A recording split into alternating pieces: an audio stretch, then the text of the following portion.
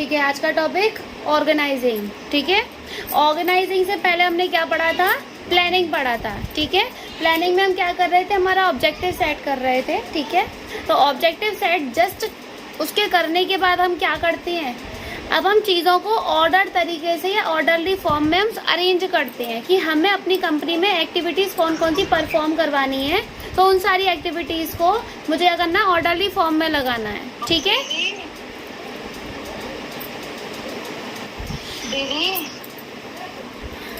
ठीक है। ऑर्गेनाइजिंग मतलब क्या बताया था कि अरेंज करना सारी चीज़ों को एक ऑर्डर तरीके से, ठीक है, जिससे आपके रिसोर्सेज क्या हो सके? एफिशिएंटली यूटिलाइज हो सके, ठीक है। तो जब भी एक मैनेजर ऑर्गेनाइजिंग फंक्शन परफॉर्म कर रहा होता है तो सबसे पहले वो काम क्या करता है? ऑर्गेनाइजेशनल स्ट्रक्चर बना के चलता है, ठीक है।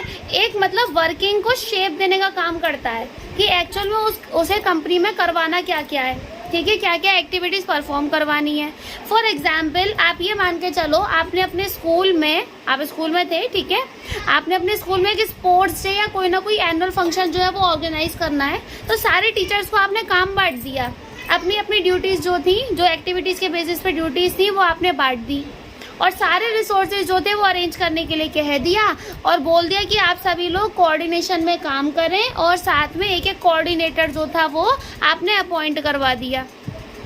कोऑर्डिनेटर कैसे करा कि ना कौन किसे रिपोर्ट करेगा इस बेसिस पर। तो जो सुपीरियर होगा वो तो सब चीज़ों को क्या करेगा? मैनेज करेगा, सबको सुपरवाइज करेगा, ठीक है। और जो उसके अंडर और लोग जो काम कर रहे होंगे, जो टीम बनी हुई होगी, वो अपना अपना एक्टिविटी जो है वो परफॉर्म कर रही होंगी, ठीक है। तो हर एक टीचर को बोल दिया, जैसे एक टीचर को बोला कि आप सभी स्टूडेंट्स को एक क्यू में लगा करके लेके जाएंगे, लाइन में लगवाने का काम आपका है।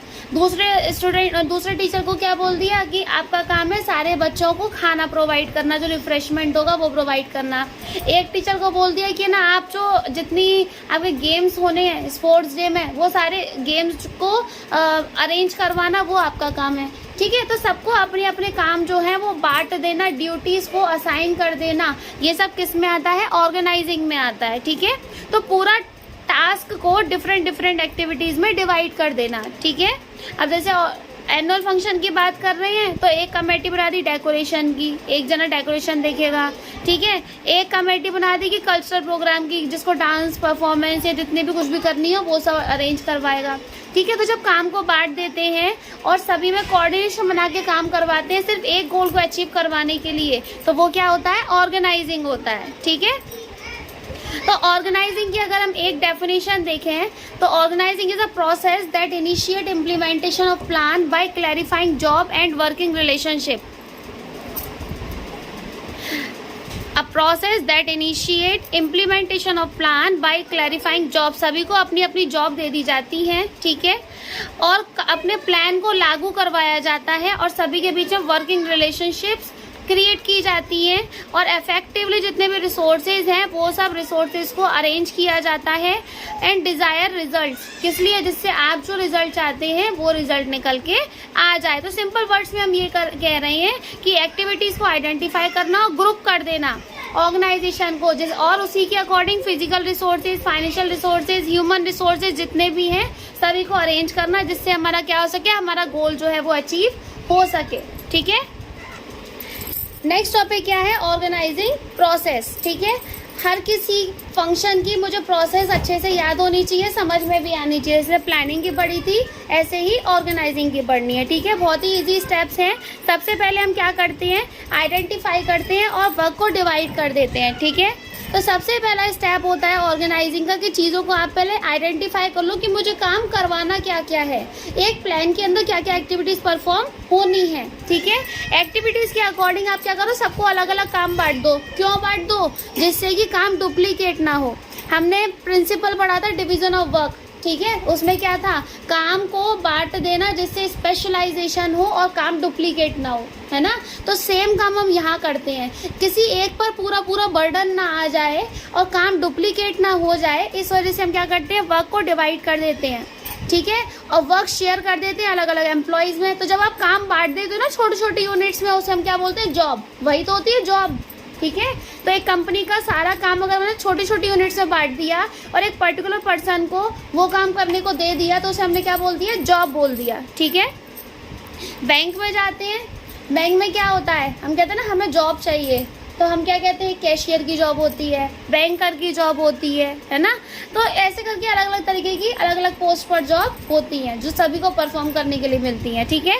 नंबर 2 होता है डिपार्टमेंटलाइजेशन। जब आप डिसाइड कर ले, देखो अभी काम दिया नहीं है, अभी सिर्फ हमने ये डिसाइड करा है कि मुझे क्या क्या एक्टिविटीज या क्या क्या वर्क मुझे परफॉर्म करवाना है दूसरे लोगों से, है ना। तो अभी सिर्फ जॉब के लिए अभी हमने डिसाइड करा है क्या क्या काम होगा। नंबर 2 होता है डिपार्टमेंटलाइजेशन। अब जितने भी सेम टाइप की जॉब होंगी ना वो एक डिपार्टमेंट में डाल देंगे। लाइक परचेज डिपार्टमेंट से रिलेटेड जॉब, सब मतलब परचेज से रिलेटेड जॉब जो है सारी वो परचेज डिपार्टमेंट में, सेल से रिलेटेड सारे काम सब सेल्स डिपार्टमेंट में, ठीक है। एडवर्टाइजिंग या मार्केटिंग से रिलेटेड सारे काम जो होंगे वो सब मार्केटिंग डिपार्टमेंट में। तो हम क्या करते हैं, चीज़ों को डिपार्टमेंट्स में बांट देते हैं, मतलब similar type of job grouped under a one department. तो डिपार्टमेंट से बांटना भी 2 तरीके से रहता है, एक फंक्शनल बेसिस पर, एक डिविजनल बेसिस पर। जब एक कंपनी सिर्फ सिंगल प्रोडक्ट बना रही होती है ना तो वो बांटती है फंक्शनल बेसिस पर, ठीक है।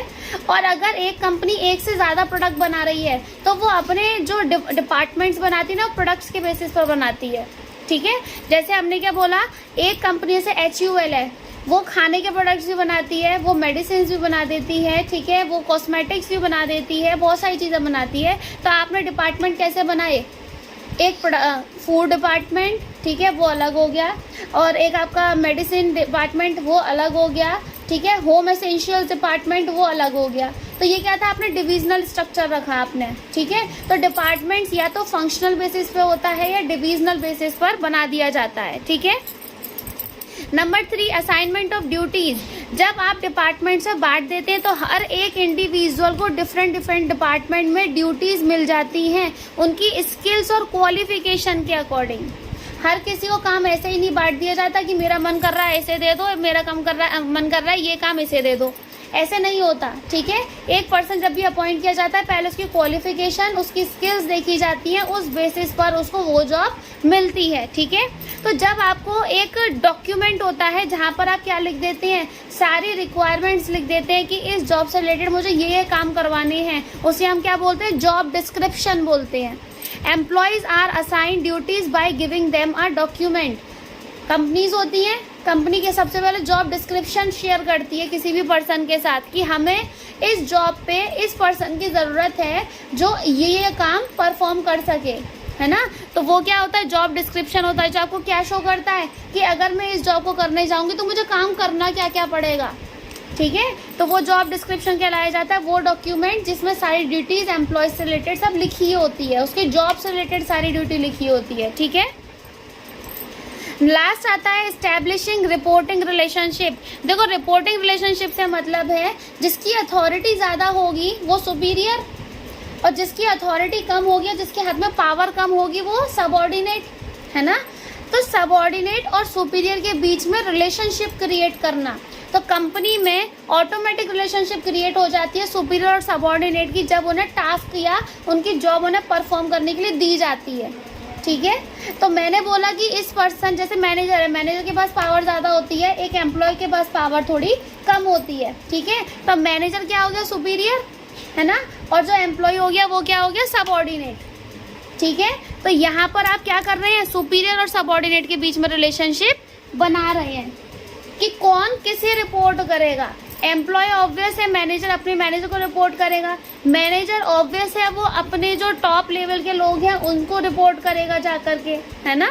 तो ये चीज़ें ऑटोमेटिक क्रिएट होती है किस बेसिस पर, अथॉरिटी के बेसिस पर, पावर के बेसिस पर।